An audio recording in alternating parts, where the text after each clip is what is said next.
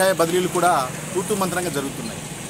సాధారణ ఉపాధ్యాయులు ఎవరైతే ఉన్నారో, ఎవరైతే లంచాల రూపంలో డబ్బులు ఇచ్చుకునే స్థితిలో ఉన్నారో వారికి మాత్రం తూతు మంత్రంగా ఉపాధ్యాయ బదిలీ నిర్వహించి మరి దాన్ని ఇచ్చేస్తున్నారు.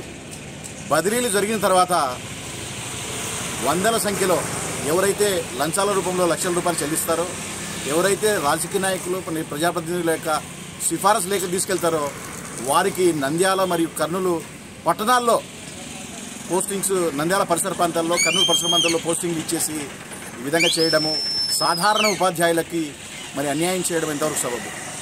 మరి ఈ విషయంలో టీచర్లందరి పట్ల కూడా రాష్ట్ర విద్యాశాఖ అధికారులు అయితేనేమి, జిల్లా శాఖ అధికారులు అయితేనేమి అందరినీ కూడా ఒకే విధంగా చూడాలని, వారికి అర్హత ఆధారంగానే వారికి పోస్టింగ్ ఆర్డర్స్ ఇచ్చి మరి బదిలీలు అయితేనేమి నిర్వహించి వారికి న్యాయం చేయాలని మేము విజ్ఞప్తి చేస్తున్నాము.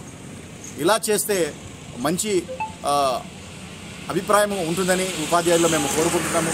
మరి అలా కాకుండా లంచాల ఆధారంగా మరి రాజకీయ నాయకుల సిఫారసు లేఖ ఆధారంగా బదిలీ నిర్వహించి మరి అన్యాయం చేయడము, దీనిపై మేము తీవ్రంగా అభ్యంతరం వ్యక్తం చేస్తున్నాము. ఇకనైనా ఇంతవరకు ఏవైతే చేశారో ఈ సంవత్సరం బదిలీల తర్వాత ఏదైతే అక్రమ బదిలీలు మరి సిఫారసు బదిలీ చేశారో వాటన్నింటినీ కూడా రద్దు చేసి మరి అందరికీ కూడా న్యాయం జరిగే విధంగా చూడాలని కూడా మేము బహుజన టీచర్స్ ఫెడరేషన్ తరఫున డిమాండ్ చేస్తున్నాము. మరి అంతేకాకుండా ఈ ఎస్పీ జేడెడ్ స్కూల్లో జరిగిన అవినీతి అక్రమాలపై, ఈ యొక్క అక్రమ పోస్టింగ్పై మరి ఉపాధ్యాయులను కూర్చోబెట్టి జీతాలు చెల్లించి ప్రజాదరణ వృధా చేసిన నంద్యాల ఎంఈఓపై మరియు నంద్యాల ఇన్ఛార్జి డిఓపై విచారించి చర్యలు తీసుకోవాలని మేము రాష్ట్ర విద్యాశాఖ అధికారులకు విజ్ఞప్తి చేస్తున్నాం.